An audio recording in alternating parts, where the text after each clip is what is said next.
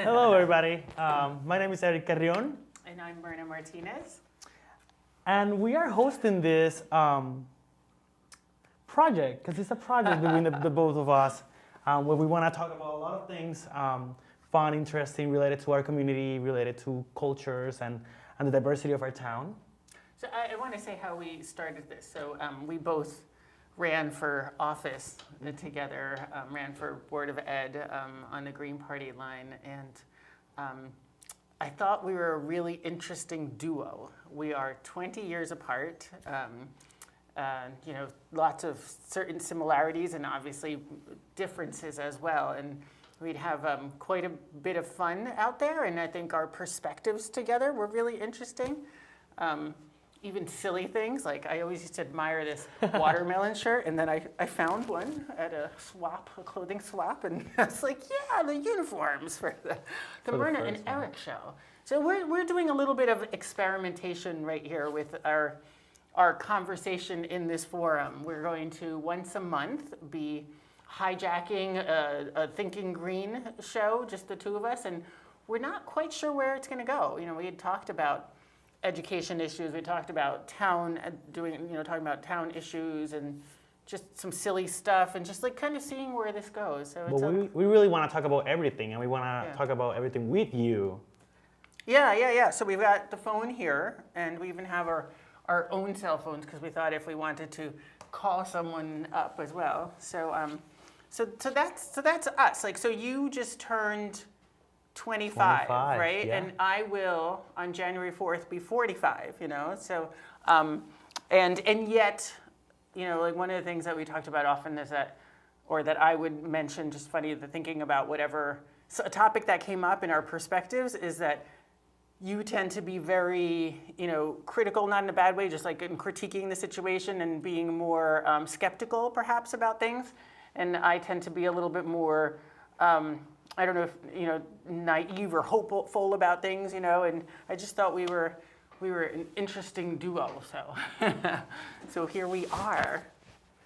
So yeah, and for me, I always like to talk about people, about everything, and me and Mirna during our campaign, we're talking about everything, everyone, when we went door knocking, I remember we talk about all kind of issues, and we were listening to all kind of perspectives, and we know that the community out there has a lot to say, and we actually wanted to share like a lot of our experiences, a lot of what's going on in our town, and we thought that maybe a space like this will open up doors and windows and everything, just to share what we know and share with you all this beautiful space in the TV. One of the things that kind of just came up, and so we have our little props here, is my Healthy Aid kombucha, holiday cheer kombucha, and Erick's got his holiday mug. We just thought, like with Christmas, with holidays, that it was interesting to talk about. I remember during the campaign, so we both speak Spanish, but I was born and raised in New Jersey, and have sometimes a somewhat limited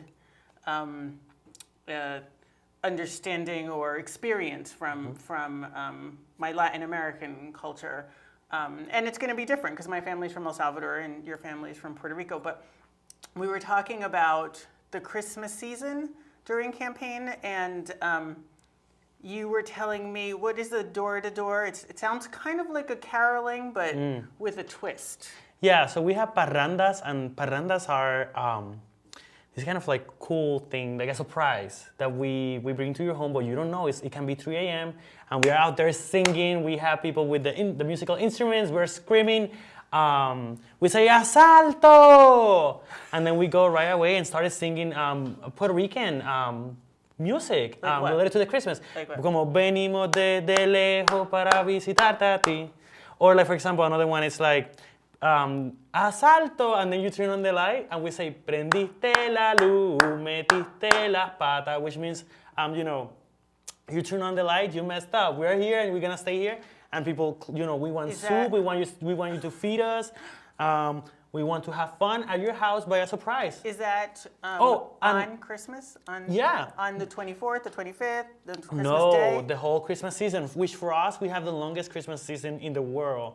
Puerto Rico's Christmas start on Thanksgiving Day, and they end on January 18 with the San Sebastian Festival in San Juan. January what?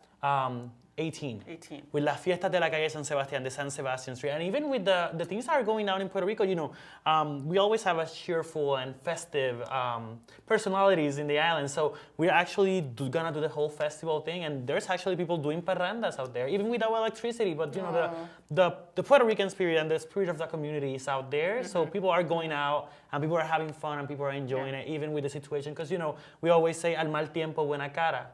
At bad times, good face is the translation.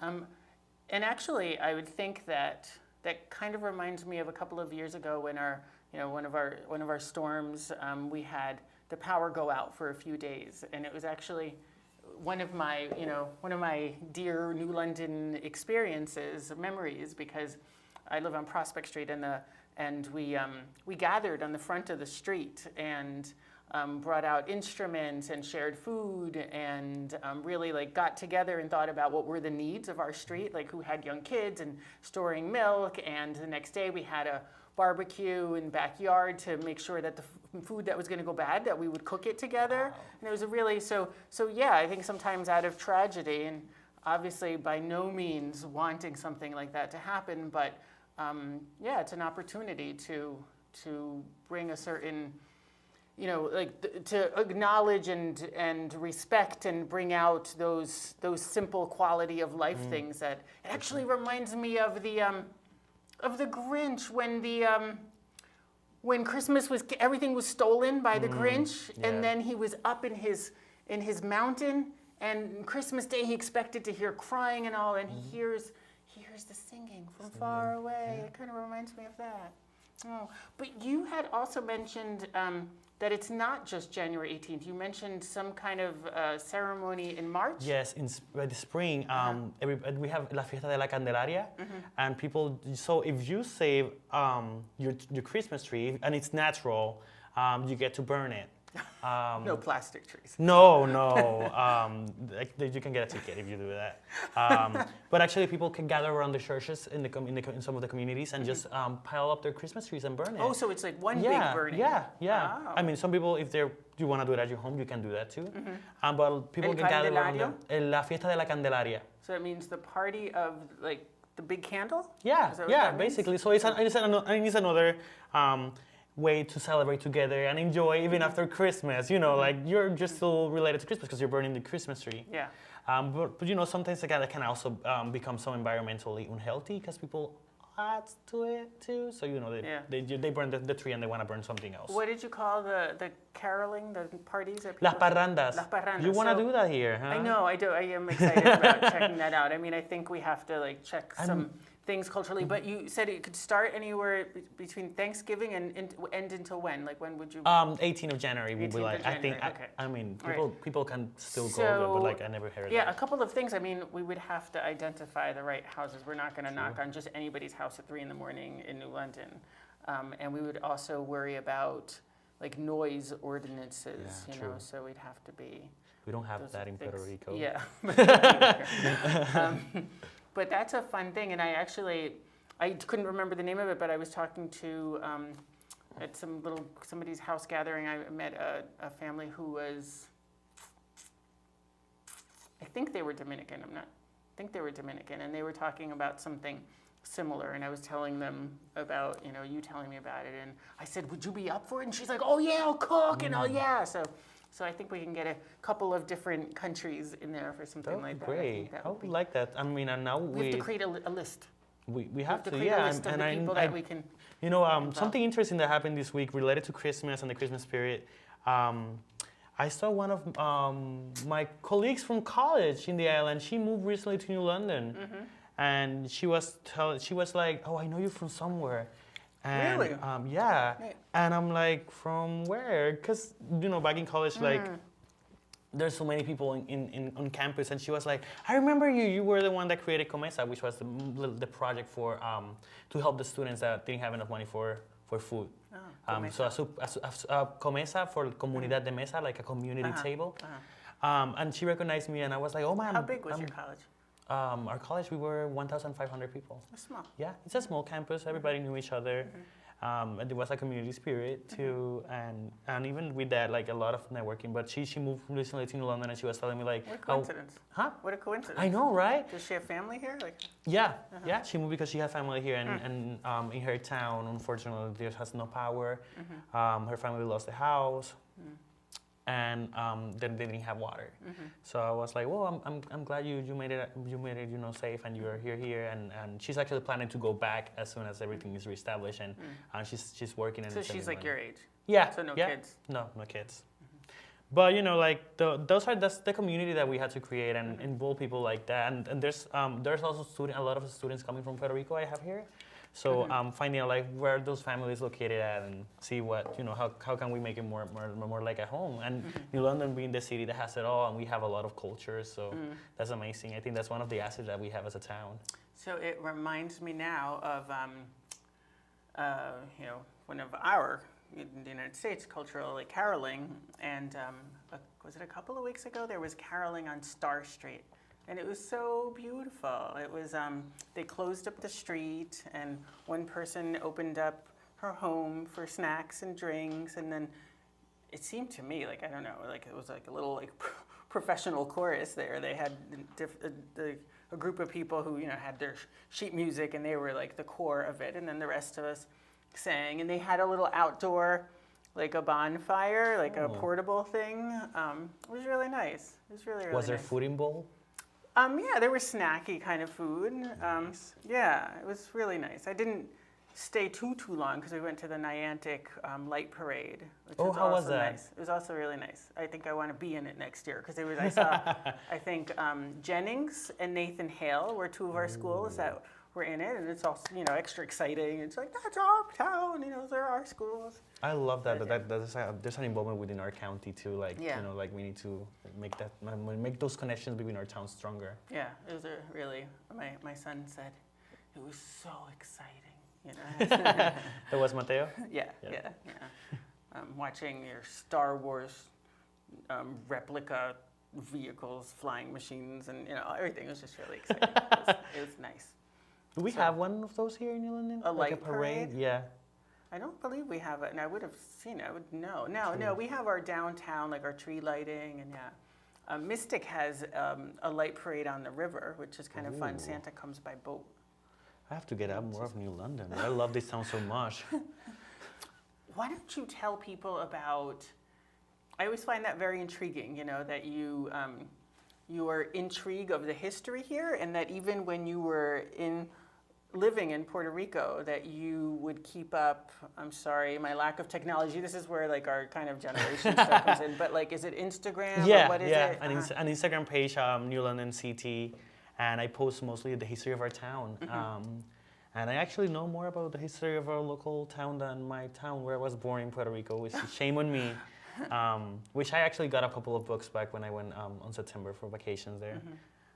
But yeah, I mean, New London, one of the things that I have found is our whole whaling industry so fascinating, and the ships and the captains and the culture and art, which is something that's still really living in downtown, but all over our town. And it was there back in the days too. Like there was a lot of parade and cheering and celebrating. And I always find that fascinating. And I believe history, which was one of the things that in my campaign I talked a lot about, like teaching local history in our schools. I think there's a connection there between knowing where, and I wasn't born in New London. I wish I was. Did I ever tell you about the time capsule that I found at my house? Oh no. No. So we have an 1840 house. And the rooms they're decently small, and so we've done a little bit of renovation stuff, like this one narrow doorway, trying to open one room up to another, extend it, and now have beyond a doorway, to connect the rooms.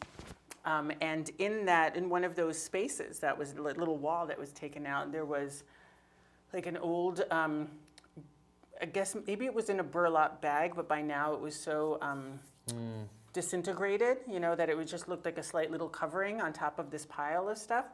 and I'm a teacher and educator, a board of ed member. My world revolves around education, and it was really neat that it was school or child related. It had a little toy hammer, probably like a lead, the head of the hammer, but it was definitely a toy hammer. Marbles, I think like wooden marbles or just some marbles, and a piece of scrimshaw. An old school book that was like half eaten by mice or something, I don't know, or bugs, I don't know.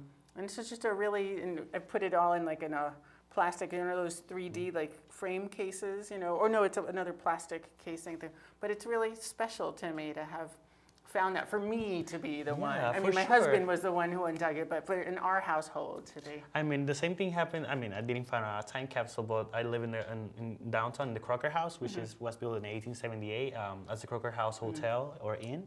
And at the time, it was the most advanced hotel in the whole state. And President's Walk in my floor. My floor was composed of library and the Mexican Inn, and one of the original ballrooms in the place. When I found out, I was like, whoa, like it's just fascinating. Like you find details of our history, and you can somehow you connect to it. Like it has an energy, and like, that's one of the things that when I see houses and I see new projects, I get excited about, like, how will it look like? Will it match with our architectural style of our town? Yeah.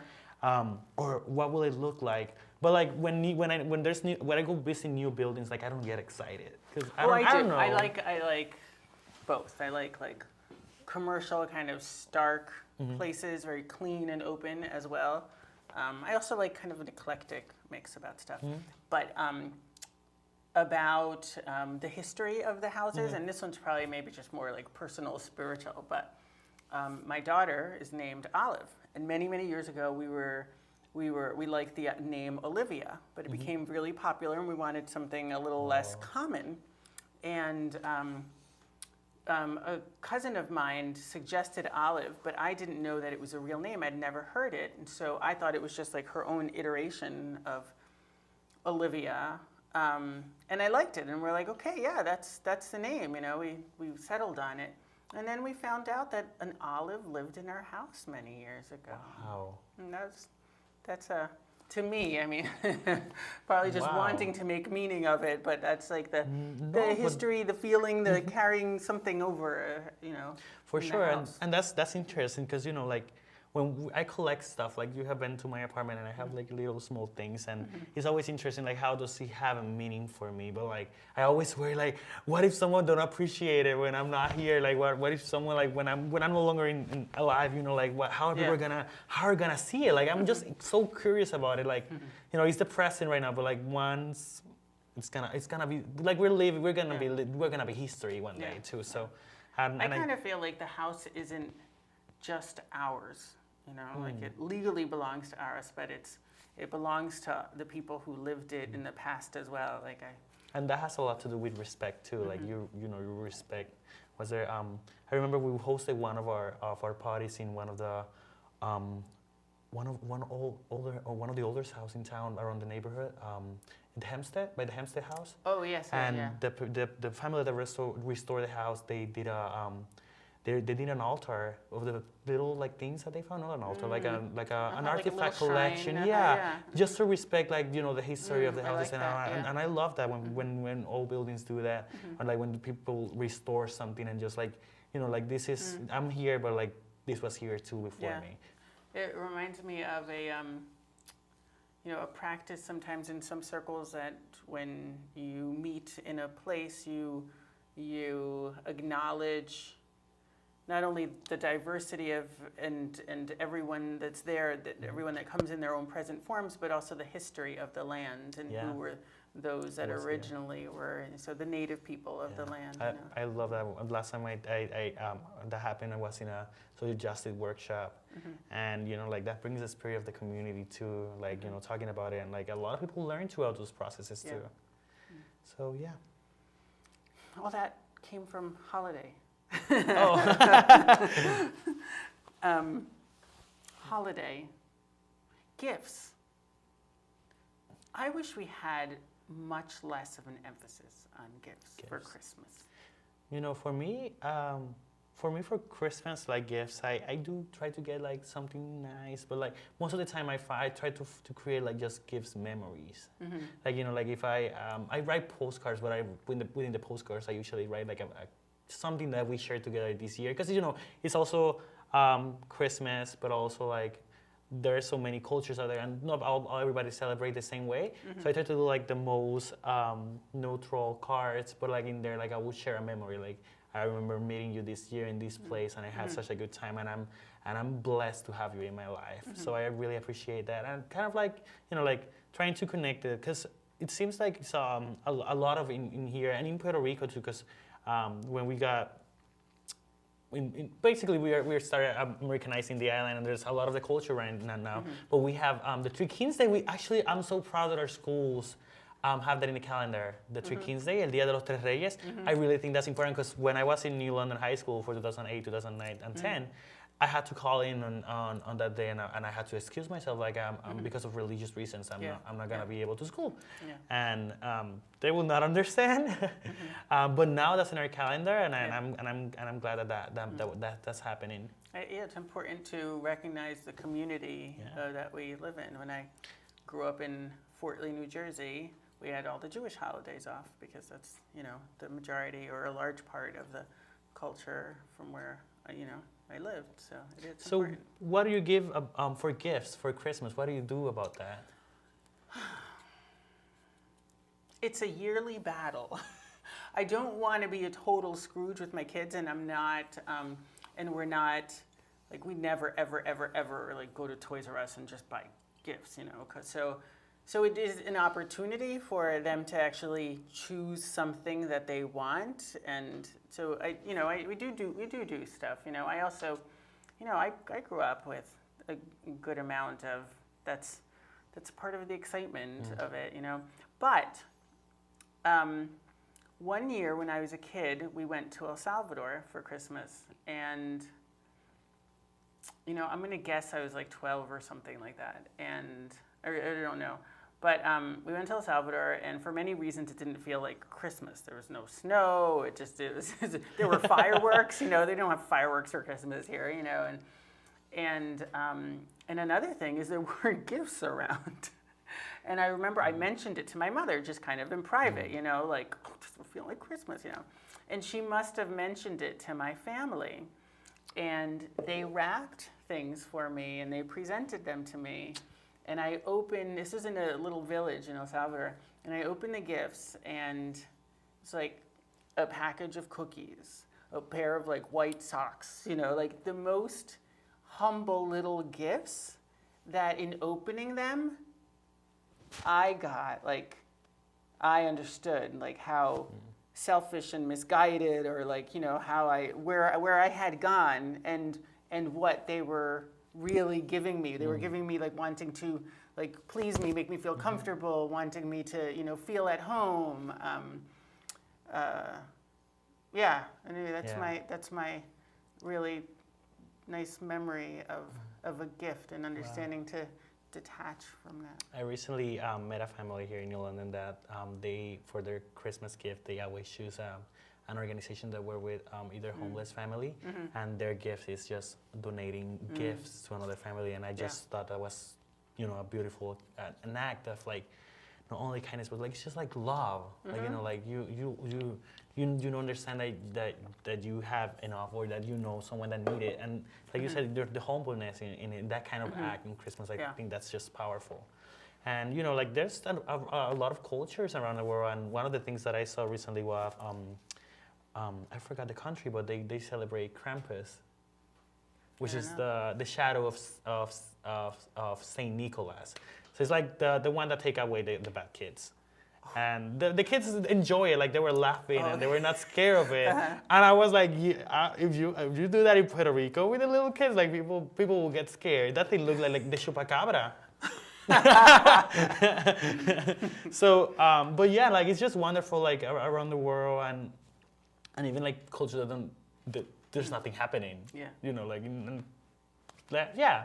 So like it's just amazing that how we have a date and we make it. We like to do a lot for the family book barn just books, but used books even, you know. So we'll go to the book barn and stack up and look for things that just look interesting and neat. And I do the same thing in Goodwill. How could you go wrong with books? I mean, even if you explore it and don't really want it, don't like it, it's still a part of the process. Yes. Opening. So usually just get, like, if you're gonna get presents, you get them together as a family? No, I mean for family, like for, you know. Yeah. Cool. Yeah, so books are a big part of it. I'm thinking of the picture in your phone. What picture in my phone? Of the guard. Yeah. Totally different topic. I'm like, wait, what picture? What did I ever see? Totally different topic. But Erick has a picture in his phone of the guard, and it says final production, does it? I was hoping you'd open it. Let me open it up. Yes, I'm a millennial. I'm only 25.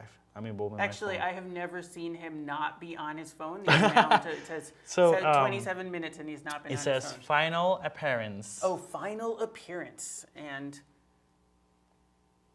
you're not going to be able to see this, right? But anyway, there's the picture of the guard, and it says final appearance. And they are a list of words. The guard is kind enough to host this final appearance, and it says transgender, fetuses, vulnerable, diversity, science-based, evidence-based, and entitlement. Gosh. So if you guys have heard about the banning of these words in the CDC, the Center of Disease Control, it's, you know, there is so much hoopla about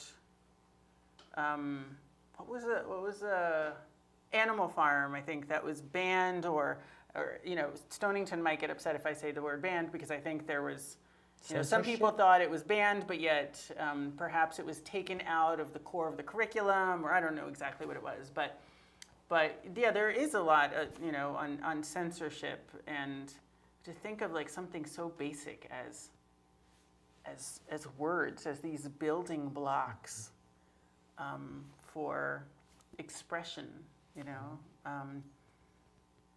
Yeah, you feel our quiet, you know. Well, you know, I have a history with censorship. I have been censorship before. I went to school for theater, and a lot of my interpretations were criticizing the college that I went to. It was a college, you know, was the most expensive college in the island, and I was there for free. But I don't know. There was even within Puerto Rico, there's a lot of culture and diversity within our country, you know. And I was doing theater shows, improvisation shows, and criticizing some of the students' behavior in campus, some of the staff behavior in campus, and I basically was like, it needs to be canceled. So they basically like were like, you are not allowed to do it anymore. The same thing that, you know, that this administration is saying, like, to the CDC, you're not allowed to say this anymore. And, you know, like, what I'm thinking is, like, how as a society we have been to this place. Like, we have, because, you know, we have social norms, and we know that there's some words out there that we cannot say in public, or certain words that we only mention at home, or, you know, but ¿qué está pasando? What's going on? Yeah. So I just want to say that our number to call in, if anyone wants to, is there are two numbers, 1-800-253-2285 or 860-440-3154.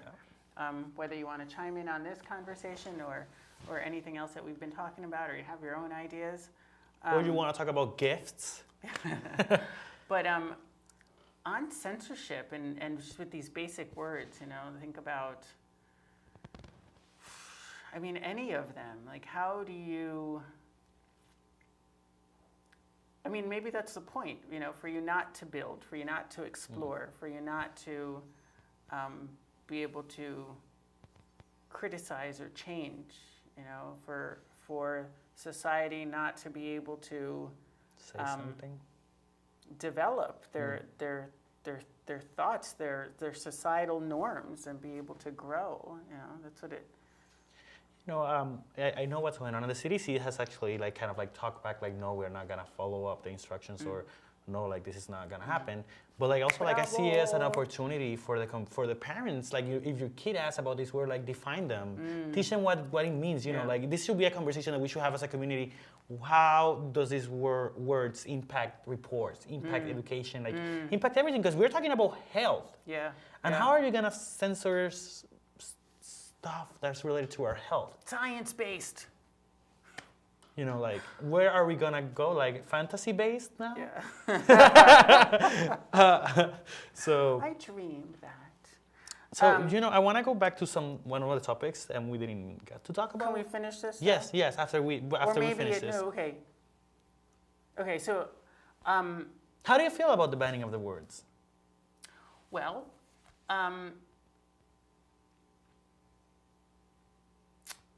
somehow to me it connects to our school district moving into, or I mean, it's the contrary of our school district wanting to move into a culture of respect and dialogue with our students, so not a less punitive type of environment, and we've had great strides with that. We've had entire staff at some schools being trained in restorative practices, so that we're not making assumptions on where they're coming from, but also having them be a part of repairing harms that are made.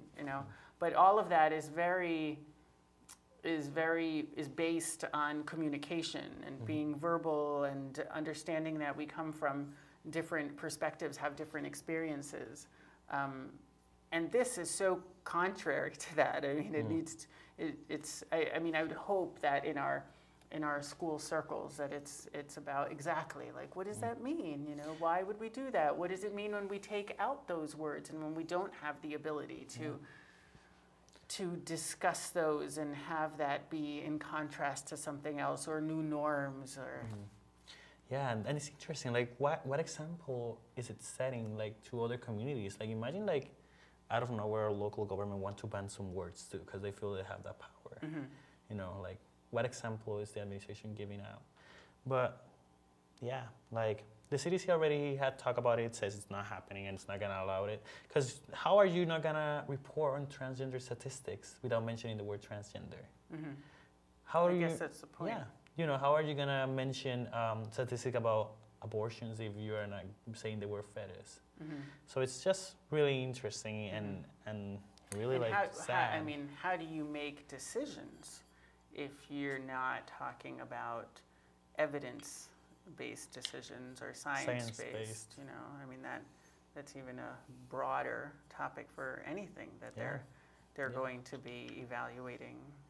Vulnerable. Diversity. Vulnerable. Yeah, That's I one think. of the words, right? Let me see. Yeah, let's go over the list. I have it here. So it's transgender, fetuses, vulnerable, diversity, science-based, evidence-based, and entitlement. Vulnerable. What could be the fear of using that word, vulnerable? The most vulnerable? I mean, with the new stuff going around with the health and the reforms and the tax bills and all the costs. Like not wanting to acknowledge groups that may be vulnerable and therefore we don't have to attend to? Yeah, I'd love to know. I don't know. It's a total guess. I don't know idea. So I just find it really, really, really like unbelievable. Yeah. I cannot. Like I can understand like in some workplaces like we have like rules and stuff to follow, but like something is related to health and the health of a whole nation. Yeah. Like it's really intriguing like to find out like what's going on, what's the purpose of this. Yeah. What's the intent here? Yeah. I cut you off. You were going to talk about. Oh, I wanted to talk about food in Christmas and the holidays. You want to talk about food stuff? Yeah, because we have long Christmas, a lot of food. We actually mix. At least in Puerto Rico, we do. We have on Christmas we have pork and we have turkey and we have chicken, and if you want to involve seafood, that too, and we have ham. There's a lot of food, and then like January comes in, holidays are over, and you want to have like a healthy living. So in El Salvador, I find this to be pretty funny. culturally funny. You have, and I don't think it's just for Christmas. I think it's for a lot of celebratory holidays. I'm not sure. I think panes con pavo, which translates to breads with turkey. So I find this to be my friend who's from a Salvadorian background, who also was born and raised here. The two of us like to joke about this. It's sandwich time. Because that's ultimately what it is. It's a sandwich, and here you'd never think of a sandwich being something special, right? It's actually the opposite. It's a grab and go, but it's like a roll type of a bread, and your turkeys get roasted, and so the roll is opened up, and the turkey meat and curtido, which is like a cabbage, pickled like cabbage, and a whole bunch of other stuff. I don't know, and it becomes this like mound on the bread. It's for basically a sandwich. Like, it sounds delicious. It is actually delicious. It's just, but if you think about that, it's actually a sandwich. Like, that sounds to me, it's the irony. That's a holiday kind pan of. con pavo. Panes con pavo, yeah. What's the culture that in Christmas they make bread, and inside the bread there's a baby Jesus inside? I don't know. I'm not sure about that one. I wonder if it would be like Russian or Greek, because. Should we find out? Yeah. Hey Siri, baby Jesus and bread. I thought so. I'm just gonna type it. Okay. But it's so interesting even with food. This is the Erick that I know on his phone, no matter what, right? Well, we're doing research right now. Okay. It's called La Rosca de Reyes. And where is that from? It says Roscón de Reyes or Rosca de Reyes, King's Ring, is a Spanish and Spanish-American king's cake pastry traditionally eaten to celebrate Epiphany in Catalonia. Oh. Oh my God, it looks delicious though. Look. I'll turn it around. Let's see if they can do the. Can you do this? Ah, So, it actually looks like the Greeks for Easter, they bake eggs into a similar looking, like a round. Yeah, loaf but type like of even thing. like. And is it lucky if you find the? Is it a corona or is it a Jesus? It's a baby Jesus, Oh, like a yeah. baby Jesus figurine. So I would guess that you're the lucky one if you find it. If you Let's bite see, into it, in the case of your. Yes. right? Yes, the person that found the baby Jesus. Yeah. Oh, and they get more presents too if they, if they find the little dolly. Oh my God, that's so cute though. But like fire hazard, I'm like thinking with about fire coins. hazard. Isn't there something like that? Some culture with coins, like if you bake, you clean. You have nice clean coins in a bread, and if you find it, there's some luck. Maybe it's a New Year's thing or something. I haven't heard about that one. But, talking about food and the traditions, for the Three Kings Day, one of the traditions that we do is that we go out the night before the Three Kings arrive to your home, and we get grass. And we put grass in a shoebox, and we put, in a cup, we put water for their camels in Puerto Rico. The grass is for them to eat it. Yeah, for the camels to eat it. I thought it was more like a kitty So, litter. and then in the next morning, you will see little steps of muds and Droppings. the droppings of the grass. No. And you Droppings, no. ¿Cómo? Droppings, como que se hacen. No. No, you will find the grass. Like they ate scattered. the grass. Yeah, and then little like they walk like mud, just fango Yeah. around the house, and you were like, you were children like, oh my God, they really visited. Yeah. So, but they will like always bring For everybody. who? Who's coming? The Three Kings Day. Yeah, but who? The So what? camels. The camels. Melchor, Baltasar, y Gaspar, which are the three kings. And there was actually a fourth one, but he got lost. That's a story. Yeah, I didn't know there's a about the story fourth that the fourth one got lost, or he found out another group and he was helping them with something. But yeah, there's a story about it. But then and then but everybody didn't like the tradition of the Three Kings, because somehow when we started doing the Santa Claus, Santa Claus will bring all the toys, and then Three Kings will only bring the uniform for the school to start. Oh. So everybody, like disappointed. So you get like a little toy or something like really materialistic. But like even that has a lot to do like what we appreciate and value. You know, Yeah. like as for me, like uniforms are really important. Yeah. Like if I didn't have uniforms, I would not be able to get education. Oh. And in Puerto Rico education system, we have The uniforms. Kings bring uniforms. Yeah, the school That's really uniforms nice. or school clothing for you That's to really wear nice. in the semester. But like we have the, I forgot my thought. That's really special. It is. An integrating of the home and the school and the importance of the school community, and that's really cute. And I know a couple of families that actually celebrate it here too. Yeah? Like they will give out I A don't know- uniform? I don't know. I'm not sure. Most of our schools have uniform right now in New London. What do you think of uniforms? I actually wanted uniforms in high school, Did you? but that's because I went through a lot of bullying in high school, and this You is wouldn't in be New able London. to wear your watermelon shirt. In New London High School, I will be able to be wearing my watermelon shirt, but so like there's a lot of bragging, like what brands are you wearing, and like like it was more expensive, like buying clothes and shoes, and like when you're only wearing black leather shoes for school and the same color of pants and the same color of shirt, I think that's more. Like the less bullying around it, because a lot, and I have heard stories of students that still go to our school, like they still feel that, like like if I'm not wearing certain brand or they see me with the same clothes next week, they're gonna judge me, and so I find it like it's a topic that you have to take It's with a two tough serious. one. Yeah, because It's a there's tough one. families that want uniforms and there's families that don't want uniforms, but I'm like, when you do the cost value of it, like you really do the math, like there's a lot of saving when you buy uniforms. Like you can basically, if you don't mess up your shirt, you can wear the same one for the next 4 years. So It's a tough one. how do you feel about it? I have very mixed feelings about it. My daughter has to wear khaki pants and a black shirt with a collar every day. Khaki pants are not my favorite. They get grass stains. They get dirty easily, and I personally would not be comfortable in khaki pants. I like dark pants, But at the same time, it's easier for her in the morning.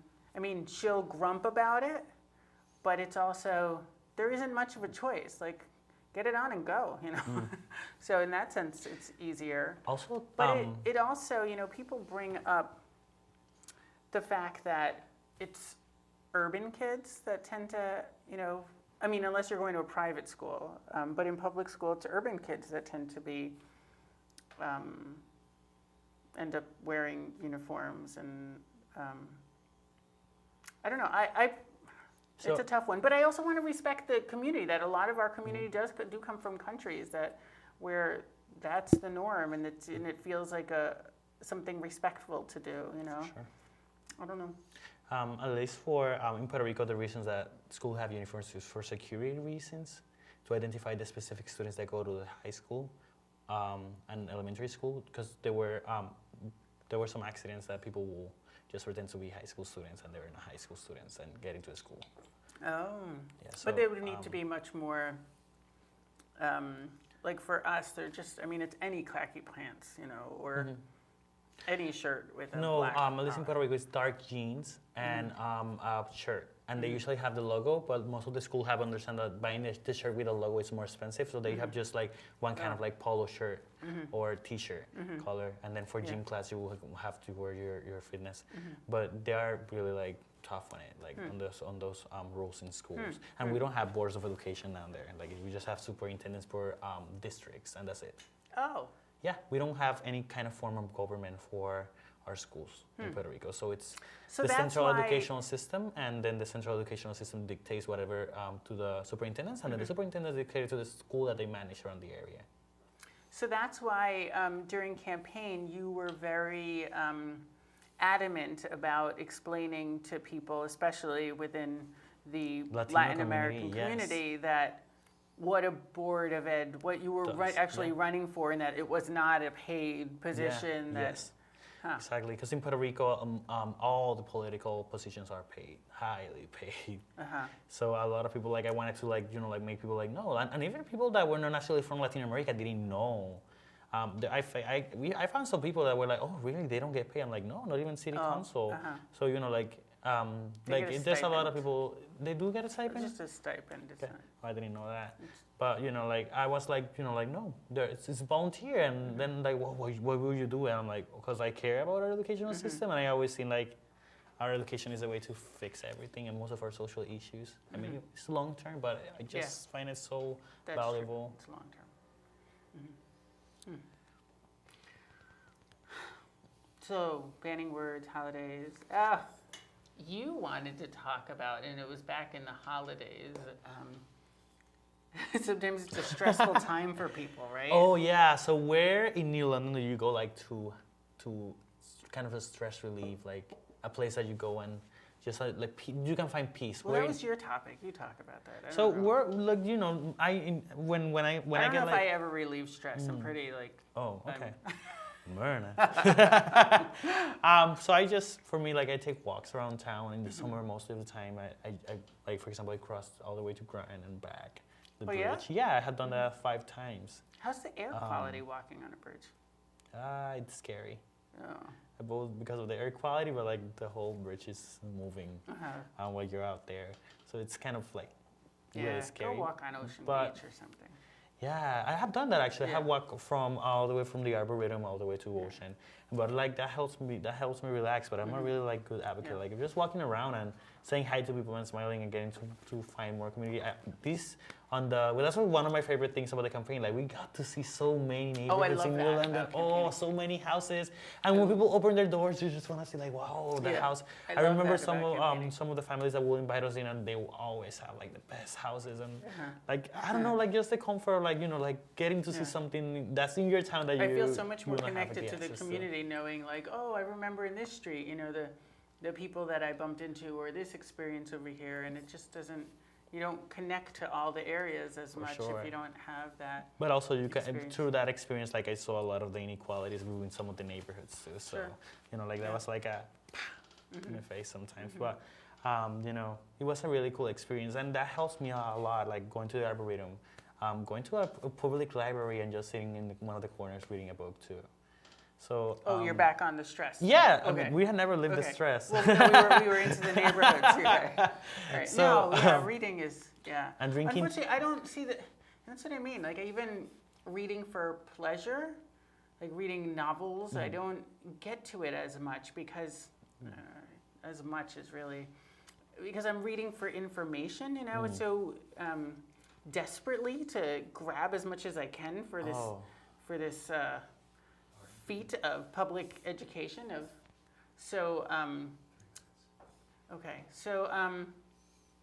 Yeah, I have to think. Getting together with friends is always obviously yeah. really stressful. Drinking It's a good thing. tea. Yep. That really helps a lot.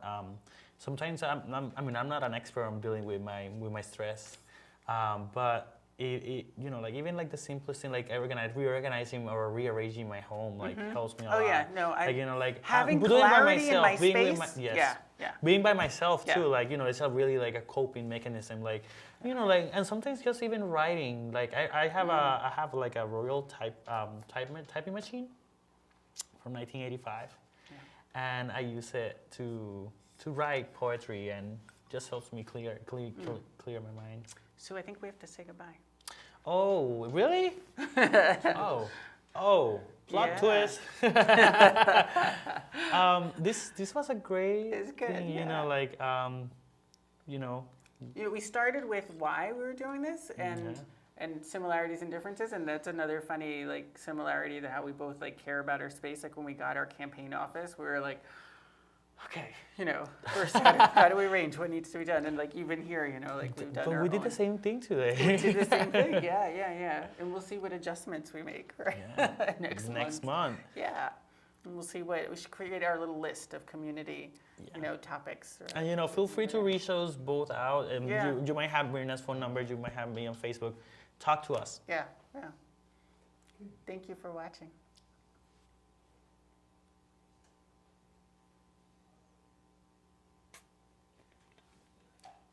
How was it?